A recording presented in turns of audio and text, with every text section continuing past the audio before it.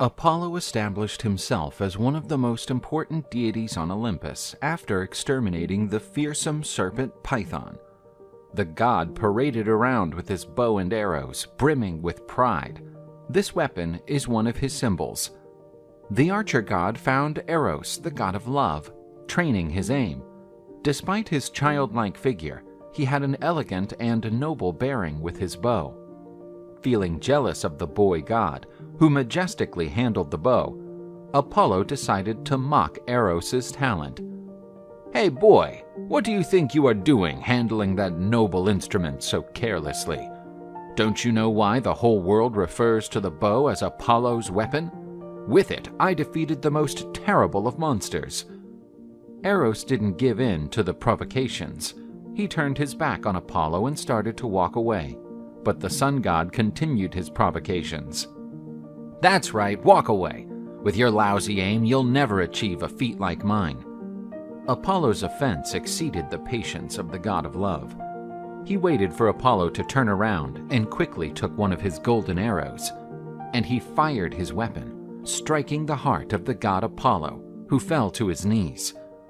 Eros had never defeated a great monster before, but he had just brought down one of the most powerful gods to his knees. His arrow did not physically wound the god, but Apollo was under the full influence of love. After recovering, the solar god met a beautiful nymph. Her name was Daphne, daughter of Peneus, a river god. Apollo immediately fell in love with the young woman, but Eros had not yet completed the lesson he wanted to teach the god.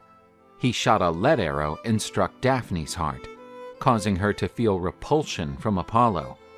The god of light tried to approach the nymph, but she immediately turned away. "Why do you run away from me? Don't you see that I am the god Apollo, the god of beauty, music, and prophecy?" said Apollo, full of pride. "Your figure disgusts me. Don't come near me.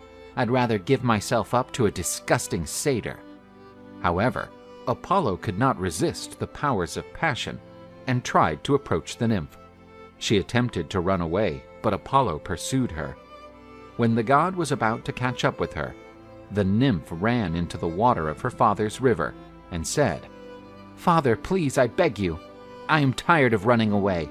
Take away my beauty, as it is becoming a real curse." Peneus, the river god, helped his daughter. The moment Apollo grabbed her, Daphne began to transform into a tree. Daphne had turned into a tree, and the desolate Apollo was kissing and hugging the tree-shaped nymph.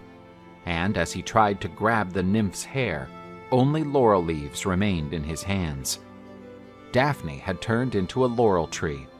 Resigned, Apollo said, "I was denied the opportunity to love you, but from this day forward you will be my sacred plant. With your leaves I will make a laurel wreath, which I will wear and allow to those who triumph." And from that day on, the laurel wreath became a symbol of glory. Apollo would deeply regret having had a disagreement with the god of love. After that day, Apollo was no longer lucky in love.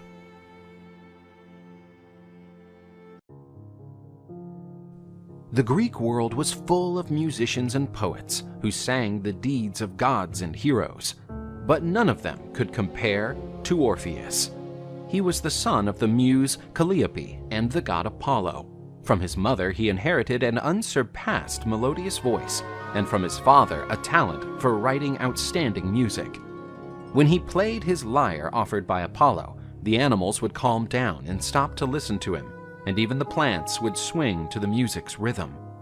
But Orpheus was not only a virtuous artist, he was also endowed with great courage.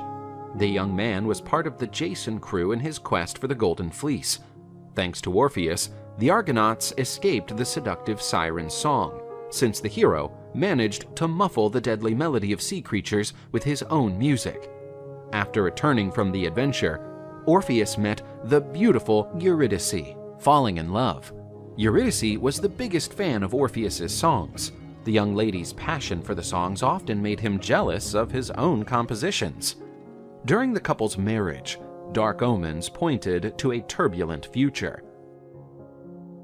But nevertheless, the couple decided to live out their days as best they could. One day, while Eurydice was walking through the fields, she was spotted by Aristaeus, the beekeeper. The young woman ran away from the man who wanted to rape her, but she encountered her sad fate. In her escape through the grass, the unfortunate girl was stung by a snake. Eurydice failed to take many steps and fell to the ground. Upon hearing the news, Orpheus ran to meet his beloved.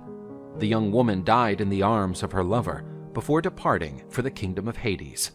With her beloved's body in his arms and making use of his powerful voice, Orpheus cried out the saddest lamentation of all. The happiness in his songs disappeared, and from that day on, only dismal and melancholic sounds came out of his lyre. The unhappy Orpheus turned to Zeus, the supreme Olympian god, asking him to bring his beloved wife back to life. Zeus said he could not interfere in the affairs of his brother Hades, but Orpheus could go to the world of the dead to converse with the god of the underworld, with Hermes by his side. Along with the messenger god, Orpheus descended to the world of the dead. With his melodious verses, the young man softened the heart of the boatman Charon, who agreed to make his crossing over the river of the dead. At the gates of the underworld was Cerberus, Hades' three-headed dog, responsible for stopping intruders from entering his master's domain. Orpheus played his lyre and sang him a quiet song that made the dog fall asleep. Hades and his wife Persephone were surprised by Orpheus's presence in their domains. Enraged, the gods said, "How dare you invade my domains, mortal creature? You shall tell me your motivation, or you will suffer in Tartarus for all eternity." "I'm begging you to allow me to return to the world of the living with my beloved Eurydice." Orpheus sang a sad song, and the boy's pain was tremendously felt by all. While Orpheus played his lyre, the world of the dead stopped to listen to him. Sisyphus stopped rolling his stone, and for a moment, the Furies forgot to punish sinners and thieves. Everyone was stunned by Orpheus. Hades was moved by Orpheus's music to the point of shedding an iron tear. Queen Persephone interceded for Orpheus, and Hades asked for Eurydice to be brought to their presence. The couple's reunion moved everyone. That's when Hades spoke. "You two are free to go, but you must go ahead, and Eurydice will go right behind you, and under no circumstances can you look back. Otherwise, you will lose her again."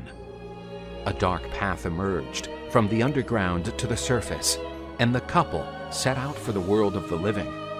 Orpheus walked all the way back feeling concerned, because he was not sure if Eurydice could keep up with him. When he was almost at the end of the tunnel, and the sunlight was already hitting his eyes, Orpheus couldn't contain himself and looked back to make sure his beloved was there.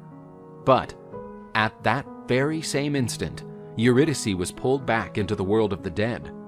Orpheus still attempted to hold his beloved's hand, but it was too late. Orpheus was desperate and wanted to return to the underworld, but Hermes stopped him. The desolate Orpheus sank into a terrible depression, and his music never rejoiced again.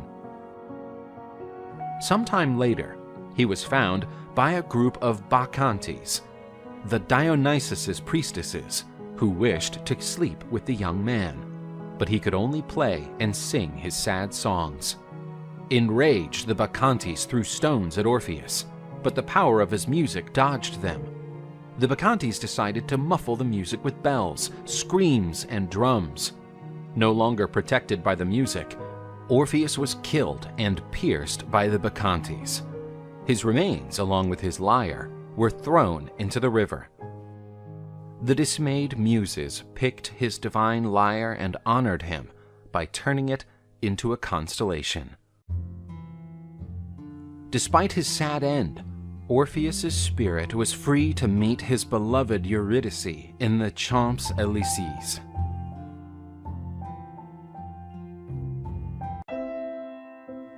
Ceyx reigned over Thessaly, and he was a good ruler. With him, Thessaly went through a period of peace and prosperity. The king was married with Alcyone, his beloved and devoted wife. But the king was quite dismayed due to several mishaps that his kingdom was experiencing, which included his brother's death.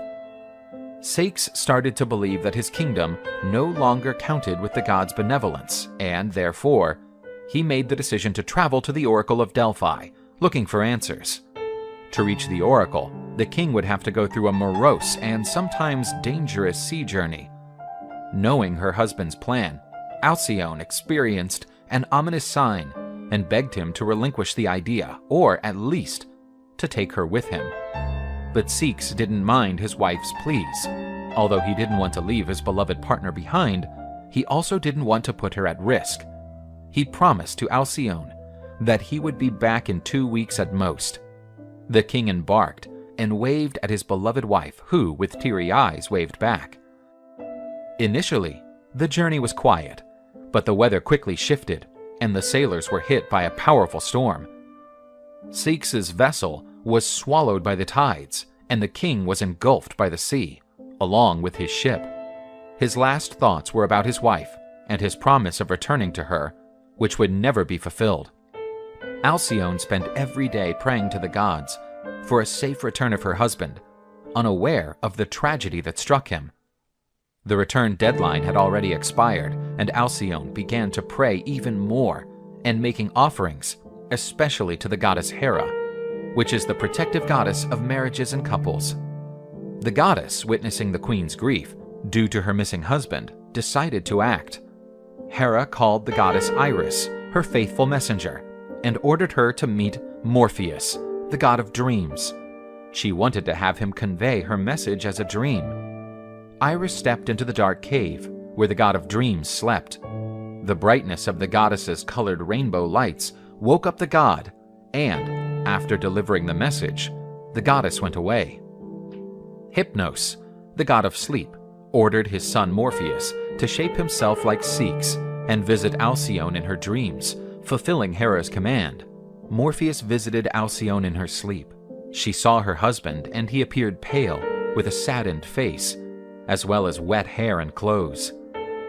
And what seemed like her husband's ghost told her, "I come to reveal my sad fate. I went overboard, and my life was prematurely interrupted.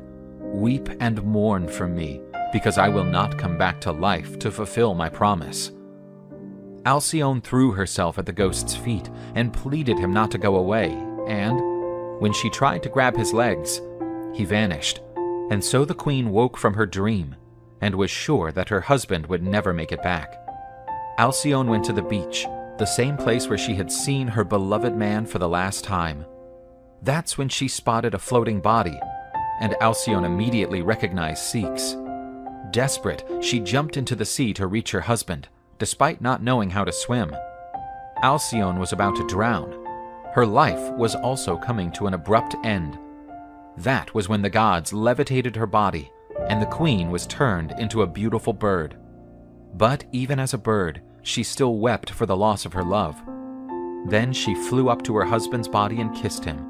Ceyx then reborn as a bird as well.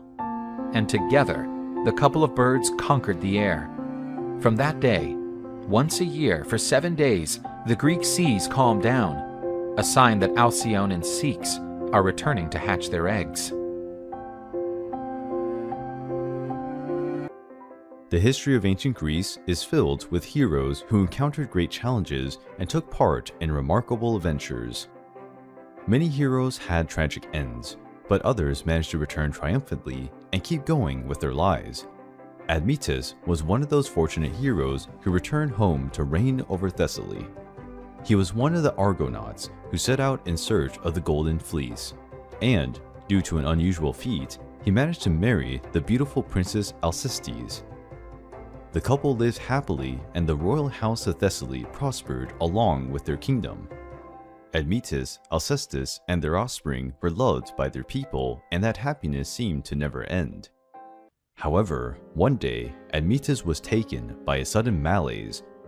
He felt the dreadful touch of Thanatos, the god of death. The king lost his strength and fainted in the arms of his beloved Alcestis. During the night, while the king was attempting to recover from this malaise, Admetus received an unexpected visit. They were the ladies of destiny, who had appeared in his room with dismaying news. The Moirai were responsible for concatenating the destiny of all beings, and they revealed that the king had little time left to live, and that death was already around the corner. Admetus fell on the ground in despair and grabbed the goddess's garments, begging for his life. He said he was still very young and feared for the fate of his family. The Moirai remained unfazed. The king's life was literally hanging by a thread, but Admetus had a last resort. In the past, the king had welcomed the god Apollo into his palace when he disagreed with Zeus, and so the luminous god owed a debt of gratitude to Admetus. Apollo interceded for the king, and the Moirai opened an exception.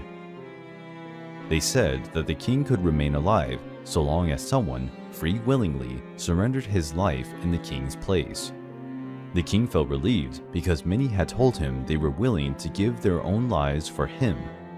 But when he went to his subjects to look for a volunteer, he found none.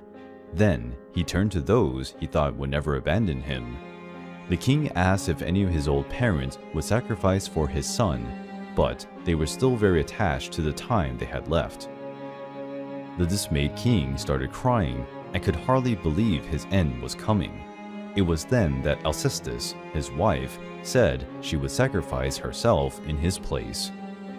In the name of her love for her husband, the young woman said she would give up on her life provided the king swore that, after her departure, he would protect the rights of her children from an evil stepmother. Embarrassed, the king accepted the sacrifice of her love for the good of their offspring and his kingdom.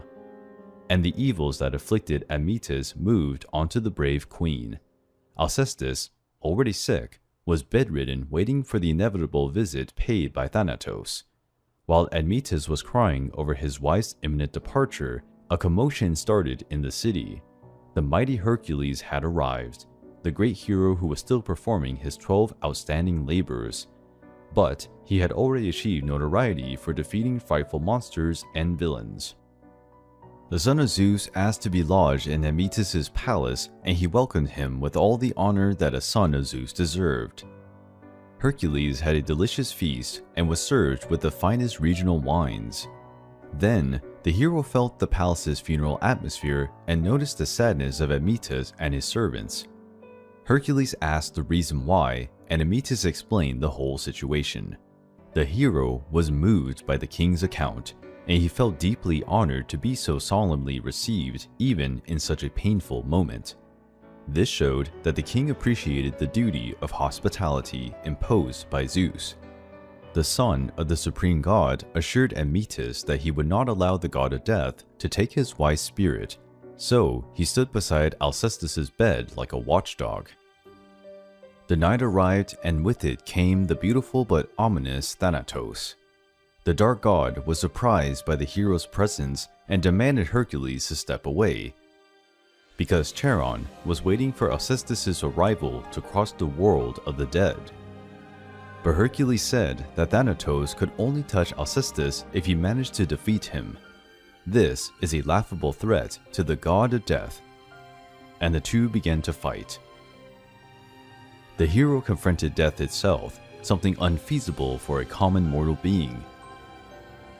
But the hero was a demigod, and the strength of Zeus's blood flowed stronger in him than any of his human descendants. Thanatos succumbed to the power of the son of Zeus, and, under the threat of the demigod, the god saw no alternative but to escape. With Thanatos fleeing, the health of the brave Queen Alcestis was restored. Thanks to Hercules, the love of the couple prevailed over death.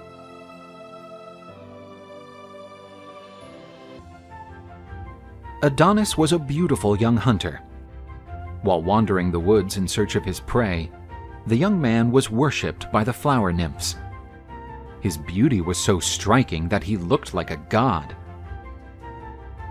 One day, Adonis's beauty even drew Aphrodite's attention. The goddess of beauty and love, who was playing in the forest with her son Eros, sharpening his arrows. The goddess was delighted with the young man and began to praise him to her son.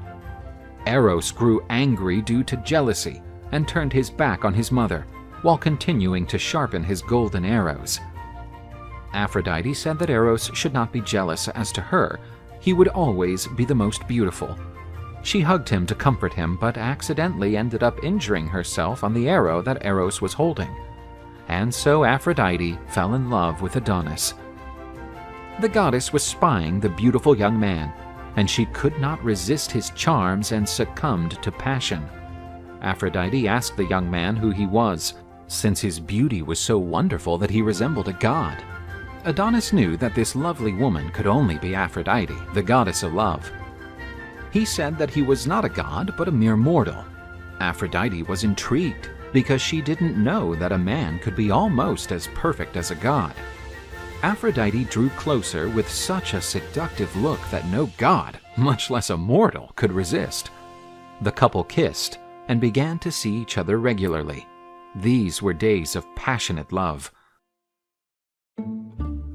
On a spring day, Persephone, the queen of the underworld, was wandering through the woods and stumbled upon the loving couple. She was delighted with what she saw. But she did not know that Eros, the god of love, was ready to pull another one of his pranks. He shot her with one of his arrows. The queen was now also in love with the boy, and decided that Aphrodite should enjoy it while she could, because one day the beautiful boy would be hers.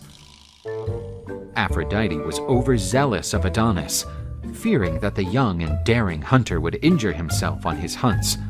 But he kept telling her not to worry, because he was very experienced and promised not to take any chances. However, apart from Aphrodite and Persephone, there was one more god who was keeping an eye on the boy. His name was Ares, the god of war, who was Aphrodite's lover and therefore bore a great hatred for his rival. Ares knew that the young man's love for hunting rivaled his love for Aphrodite, and so plotted his revenge. Adonis roamed the woods in search of yet another prey when he stumbled upon a mighty boar. Ares stirred up the young man's bloodlust.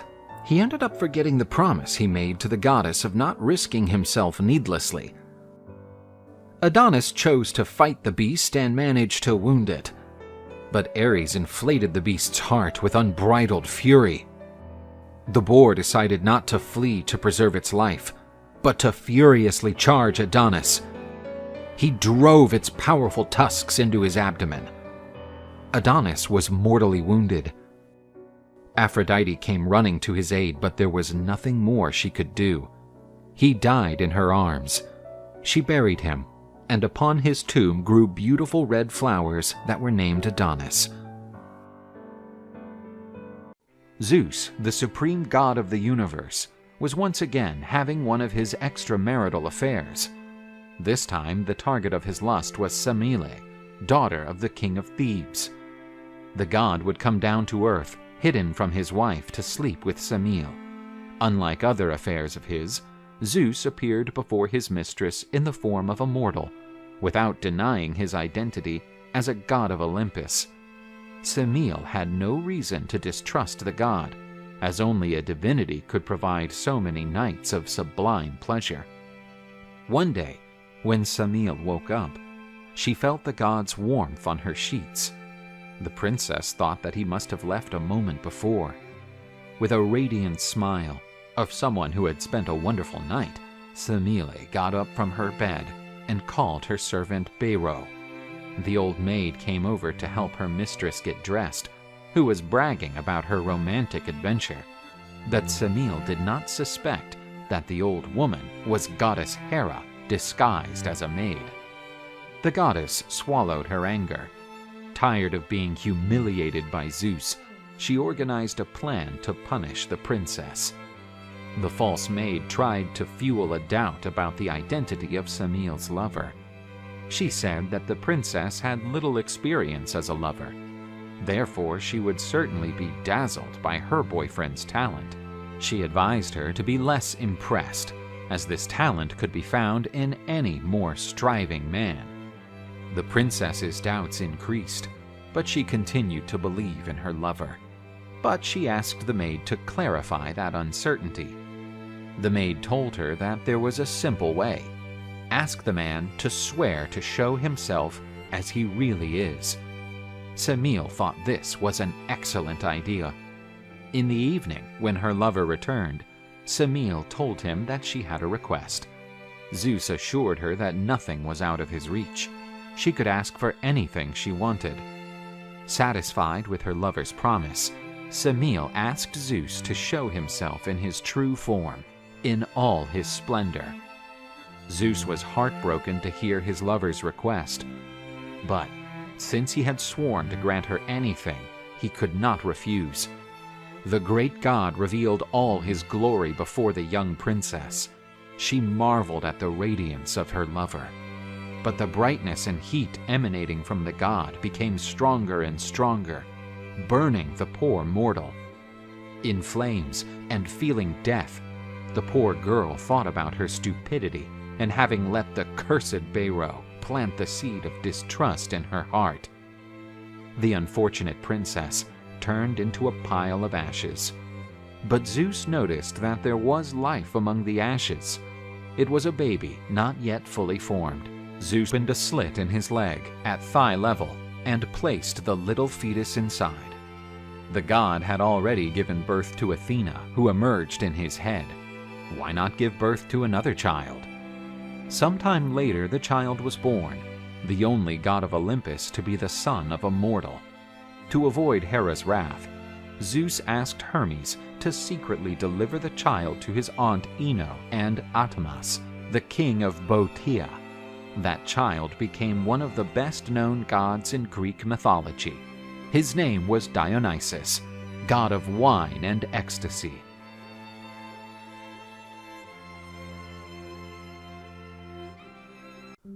Callisto was a beautiful princess, daughter of Lycaon, the king of Arcadia. Her beauty delighted men and gods alike. Therefore, she became the mistress of Zeus, the Olympian lord. From this union, the boy Arcas was born, enraging the goddess Hera, Zeus's wife, who once again felt humiliated by the birth of another bastard son. But poor Callisto couldn't escape the goddess's wrath. Hera cursed Callisto. Hair appeared on the young princess's soft skin. Her delicate hands turned into paws with sharp claws. The princess tried to scream for help, but out of her mouth came only a frightened howl. Callisto had been transformed into a great bear. The bear was chased away by the citizens of her city, who feared the beast, and so she was forced to roam the forest. The bear turned to the sky and cried out for Zeus to restore her original form. But Zeus did not want to upset his wife and did nothing for Callisto. The bear wandered to the edge of the forest, near the town where she used to live. Hidden, she watched her friends and relatives, who went on with their lives. Despite her fear of being sniffed out by the hounds, she would venture out to see her son Arcas grow up. The little one believed that one day he would see his mother again. Time passed. One day, as the great bear wandered through the forest, she came across a hunter. He was her beloved son, whom she had not seen for years.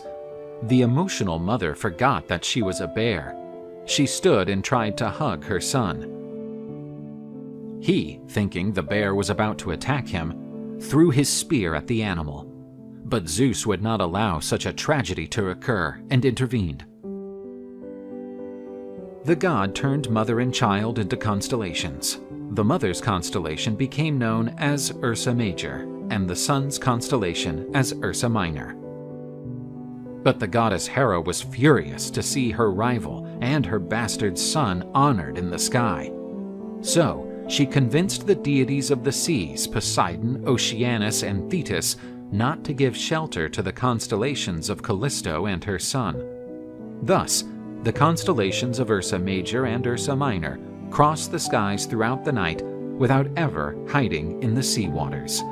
But this punishment did not dampen Callisto's happiness, who was once again together with her son.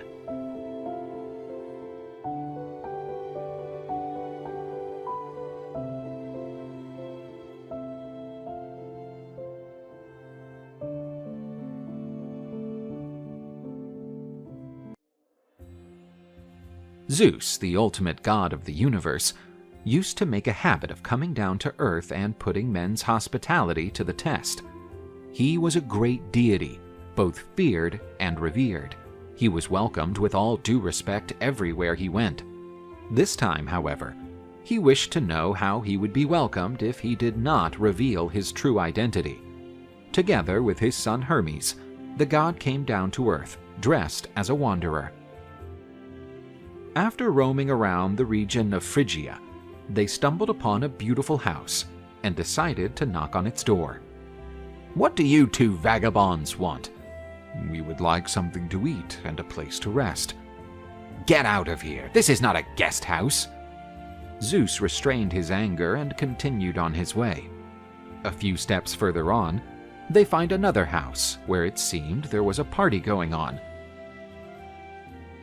The duo approached the party's host. "Could you give us a drink to ease our thirst?" "Can't you see that today is my daughter's wedding? What will the guests think when they see two tramps in my house?" Zeus nearly blasted the man with one of his thunderbolts, but was calmed down by Hermes. The great god and his son went knocking on several doors in the neighborhood, and nothing but insults were heard. Tired and disappointed, they decided to make one last attempt and tried to knock on the door of a small, crumbling shack. They were greeted by an elderly couple, Baucis and Philemon. Noticing the dejection on the gods' faces, they quickly invited them to come in and rest for a while. This was a modest house, clearly showing that they had few means, but that didn't stop the lady from offering her guests what little she had. The lady served a soup with bread. Meanwhile, the old man filled the guests' glasses with a homemade drink he had made. The bottle had very little to drink, so Philemon decided to share the scant beverage between the two guests. "I'm sorry that I cannot offer you more. Our circumstances forbid too many luxuries." Zeus snapped his fingers and the bottle was full again. In astonishment, Philemon noticed that he was face to face with the god of the universe. After having enjoyed the couple's hospitality, Zeus invited them to follow him to the top of a hill, and he asked them if there was anything they would like to request. "Sir, we have been in love since our youth and would like to leave this world together when our time comes. We don't want to survive without each other." "And so it shall be." Zeus summoned a huge storm, flooding the entire city, punishing everyone who refused him hospitality. The old people's home was also destroyed. In its place, Zeus raised a beautiful marble temple. "Henceforth you will be priests of this temple dedicated to me, and you will remain together until the end of your days." Philemon and Baucis continued to live together for many years. Finally, one day, the time came for the couple. They were strolling hand in hand through the temple garden when they both began to grow into two beautiful trees, and their roots became tangled together. Philemon spoke his last words. "Godspeed, my love."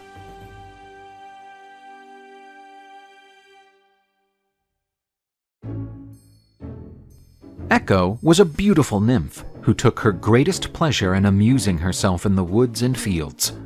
She was one of the best friends of Artemis, the goddess of the hunt, and enjoyed some prestige among the other deities. But Echo had a serious problem. She was a loudmouth and always liked to have the last word on everything. Zeus, the supreme god of Olympus, adored the company of the beautiful nymphs and frequently visited them on his way down to earth. One day, the goddess Hera, his wife, decided to look him up.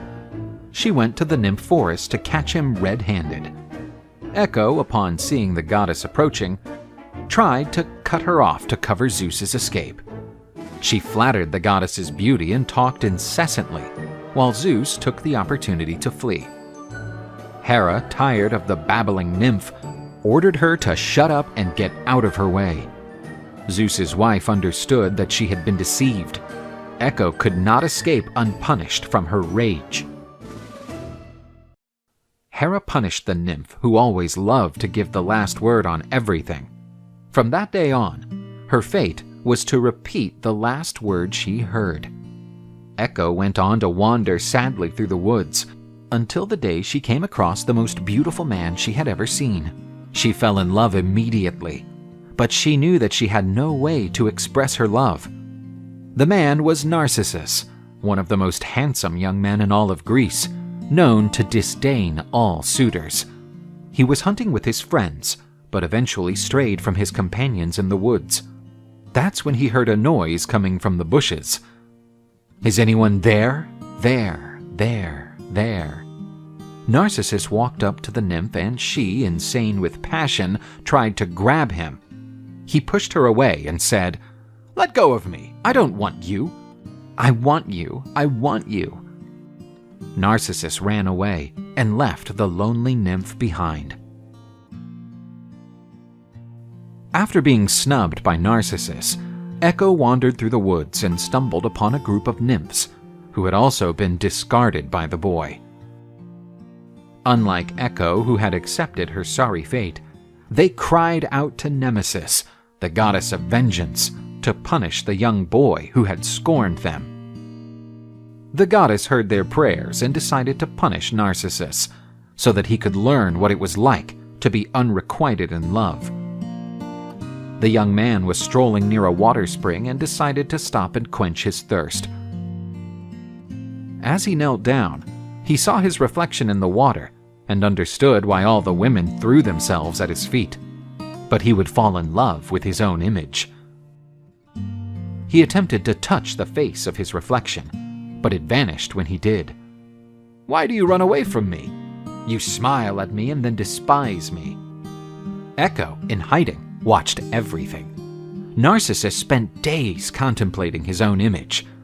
Narcissus stopped eating and started to wither, but he did not stop contemplating his own beauty. Up until the day he fell into the water trying to grasp his reflection. Due to his weakness, he ended up drowning. His spirit was taken to the world of the dead. There he contemplated his own image in the waters of the Acheron River while the boatman made his crossing. A beautiful flower grew where Narcissus's body had been buried. The nymphs named these flowers after Narcissus. Echo plunged into a deep sadness and chose to live secluded in a mountain cave. The nymph was ultimately absorbed by the mountain. But whenever Echo is called upon, she comes forward to give the last word.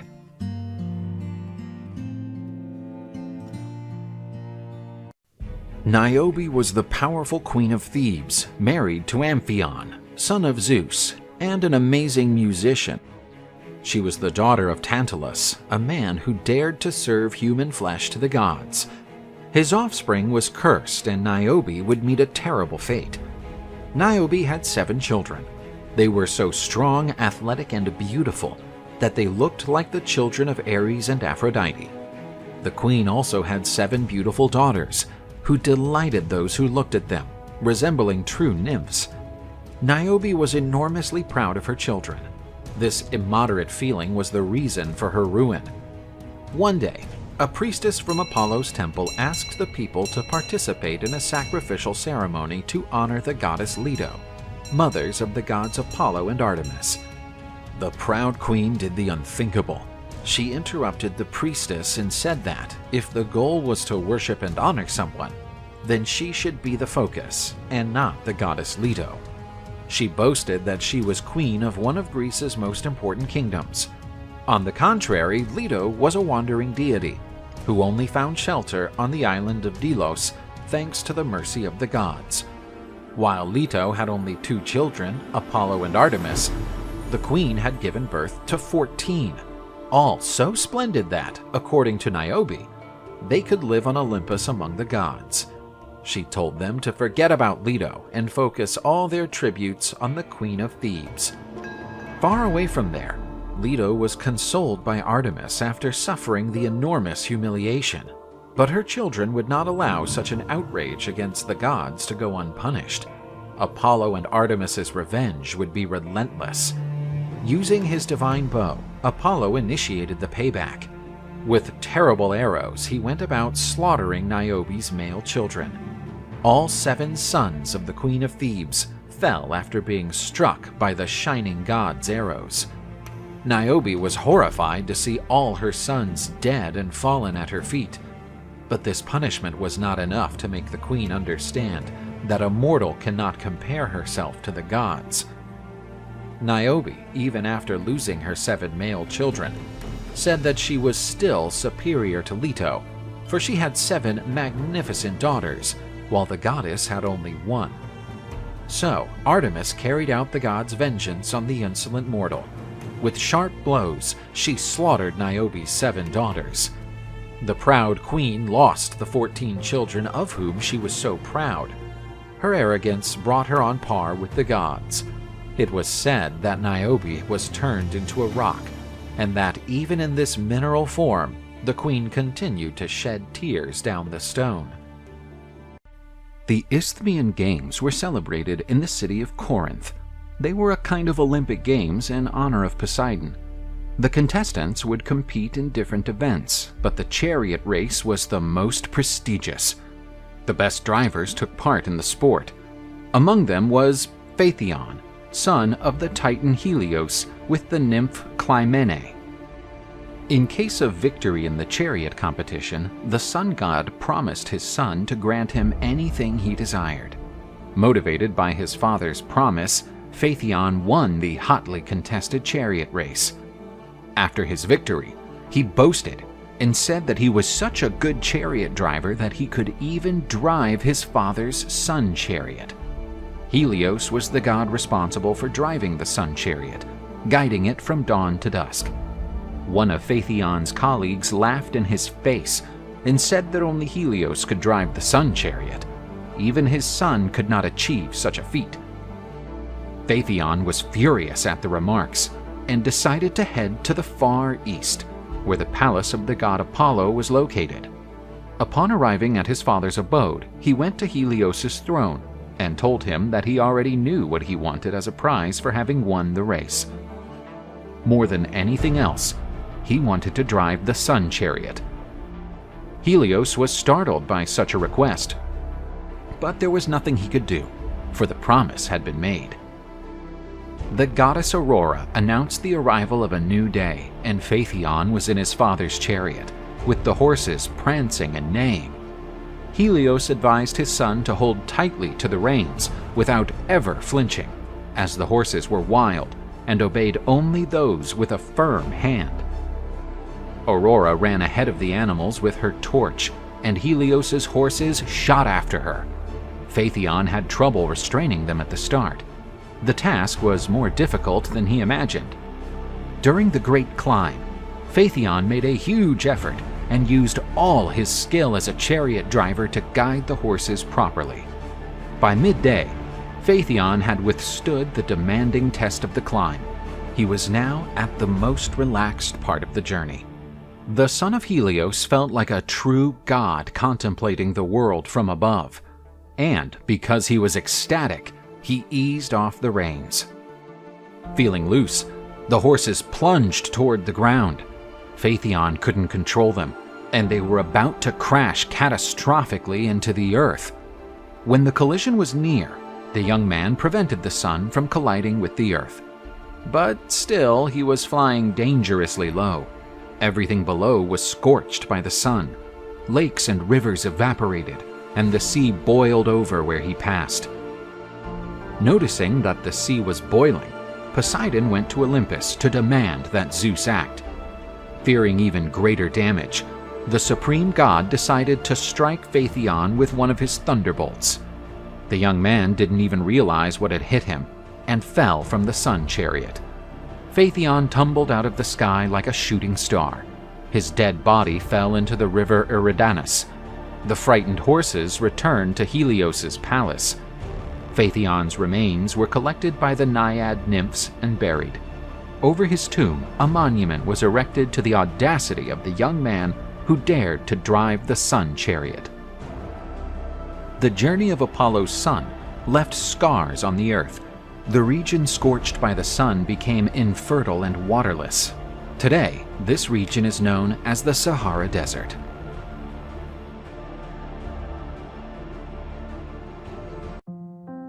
Hyacinth was a young man of great beauty. His beauty was so immense that he even attracted two deities. One of them was Apollo, the god of music and prophecies. The other was Zephyrus, also known as the West Wind. Hyacinth was amused by Zephyrus. He flied across the sky alongside the god, piercing the clouds. With Apollo, the youngster rejoiced with the songs played by the brilliant god. The boy and the god became quite intimate. Hyacinth spent his days beside the god of music, doing all sorts of things. Realizing that he had been left out, Zephyrus started to nurture a great grief in his heart. One day, Apollo and Hyacinth decided to throw the discus. After preparing himself to throw it, Apollo launched the disc with incredible strength. The disc reached a stunning height. Hyacinth was ready to catch it, which descended at high speed. But the jealous Zephyrus blew the disc away, suddenly changing its trajectory. The disc fell to the ground, and after the rebound, hit Hyacinth's head with violence.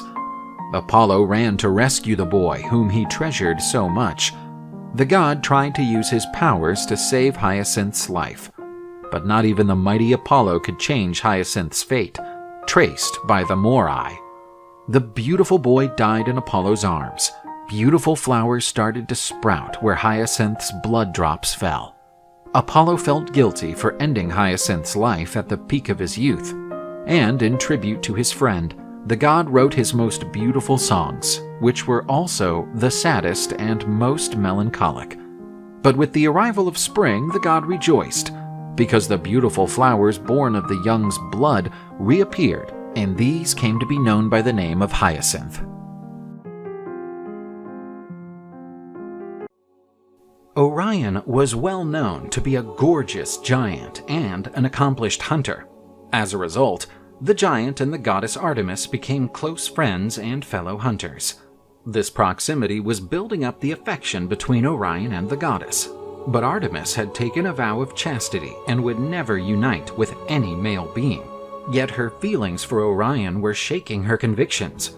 Apollo noticed that this relationship endangered his sister's purity, and that breaking her vow would dishonor Artemis. The god decided that something had to be done. Apollo sent a huge scorpion to ditch the giant at once. The fight between both colossal foes was intense and brutal. The scorpion and Orion ended up dead. As soon as Artemis heard that Orion was dead, she ran to where the giant had fallen. As devastated as she was by her loss, she would not let him be forgotten. The goddess immortalized her hunting partner by placing him among the stars with the Orion constellation, and her brother Apollo also honored the great scorpion for his sacrifice by forming the Scorpion constellation.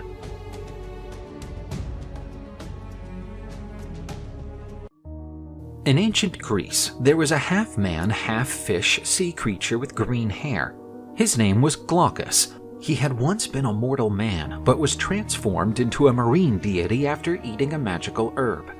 Once, Glaucus spotted a gorgeous nymph dipping her feet in the seawater. She was known as Scylla, and he fell in love immediately. When Glaucus tried to approach her to declare his love, the nymph ran away, frightened at the sight of such a different being. The next day, Glaucus returned to that beach.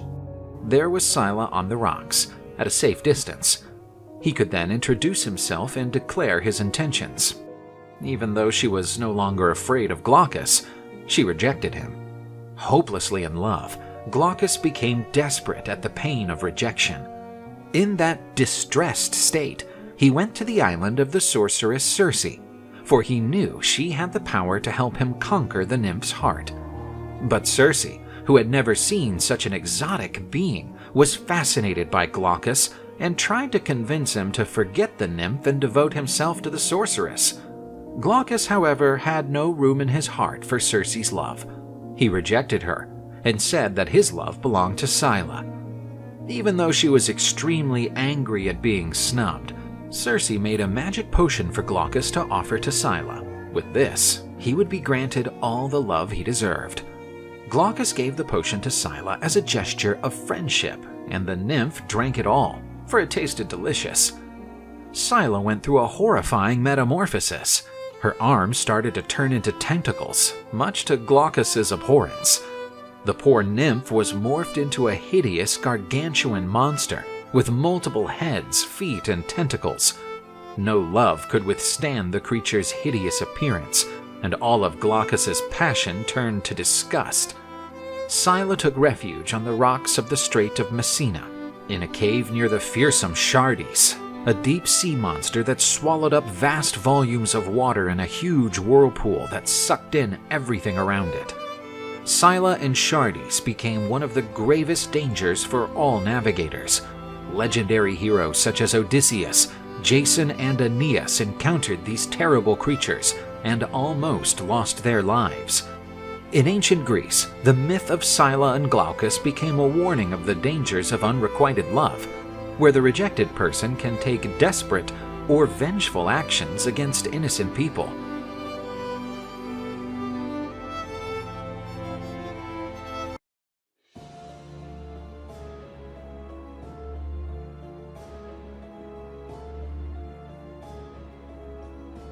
Somewhere in Greece, a cursed creature remained hidden.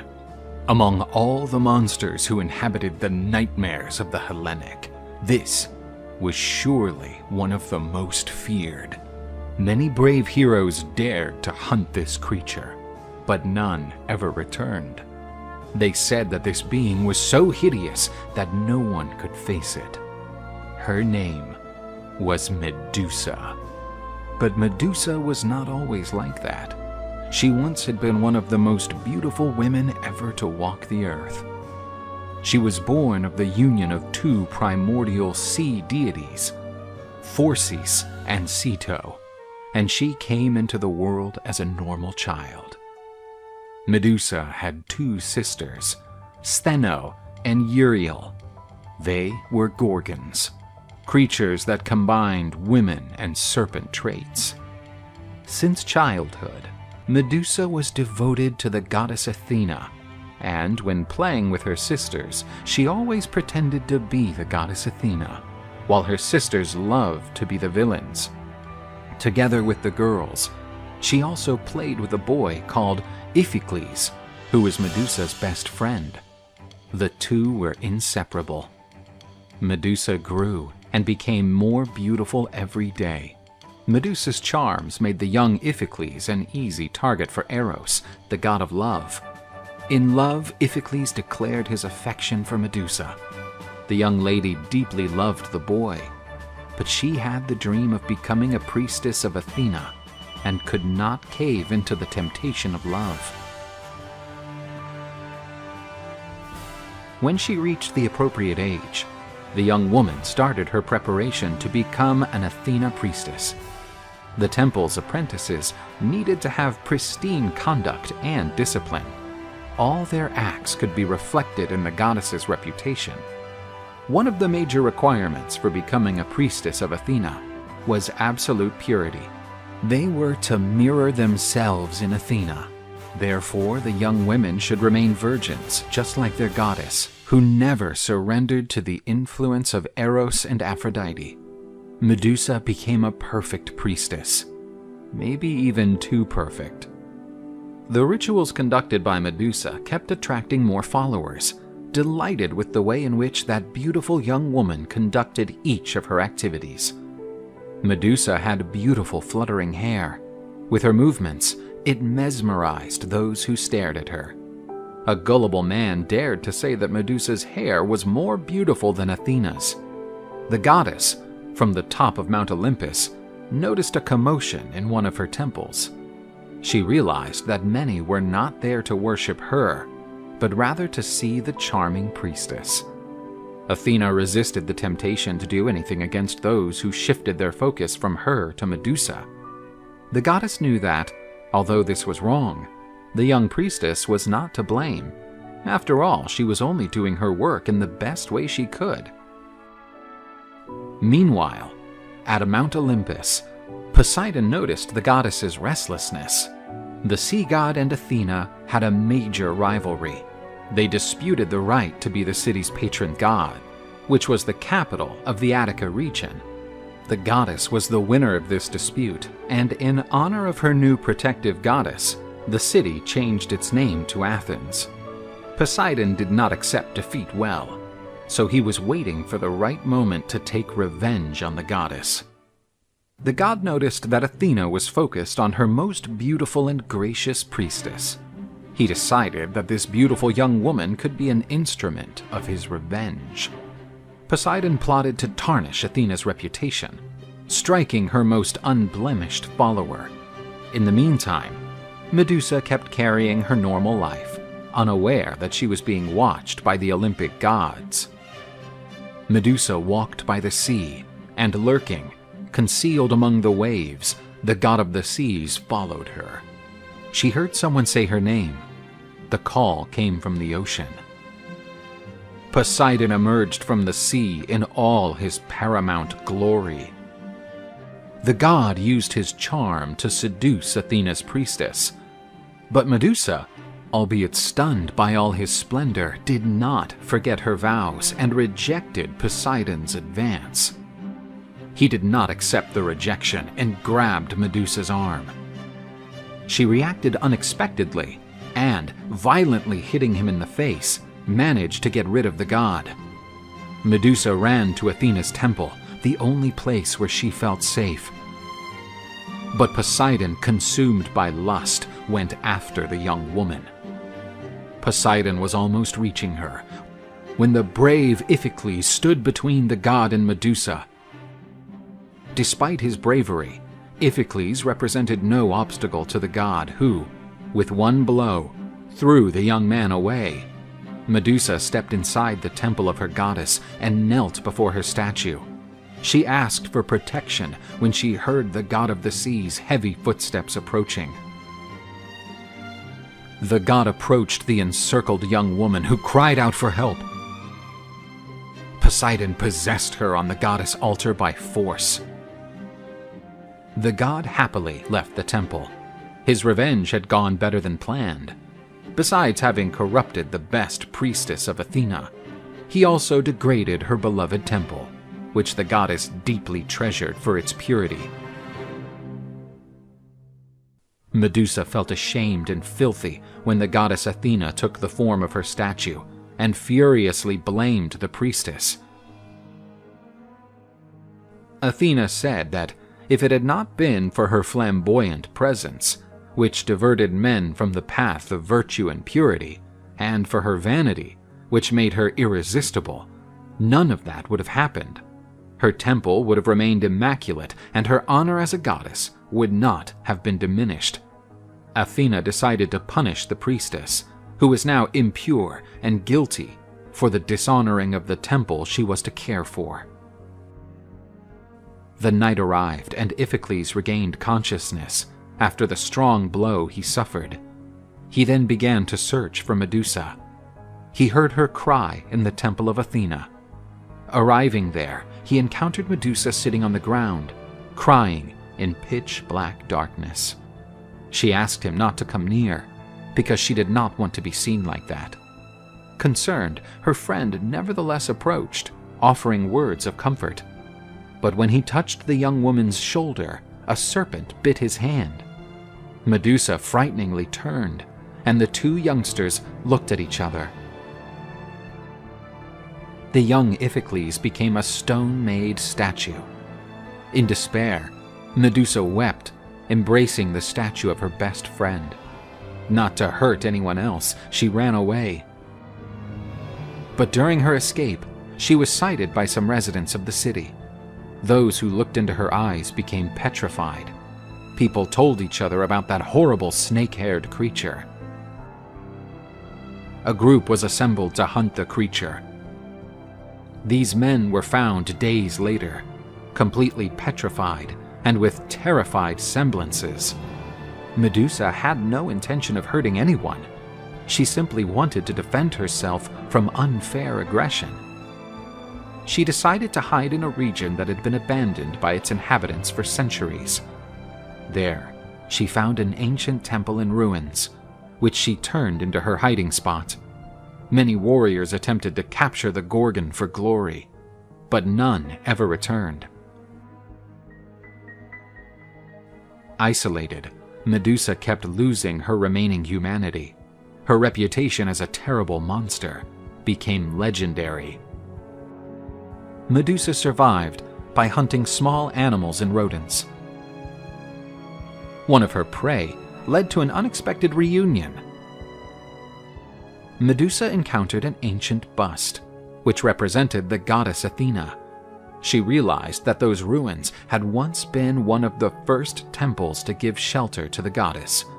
This discovery revived her ancient habits.